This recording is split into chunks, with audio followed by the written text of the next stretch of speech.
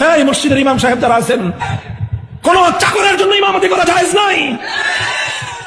আবার আমার শব্দটা খেয়াল করে শুনেন, যারা ইমামতির চাকরি করেন তাদের পিছনে নামাজ পড়াও জায়েজ নাই, তাদের ইমামতিও জায়েজ নাই। কারণ চাকরি করে যারা, সে চাকর। কোন চাকর মানে যাকে আপনি চাকর মনে করেন, তার পিছনে আপনি ইমাম ইক্তেদা করলে নামাজ সহি হবে না।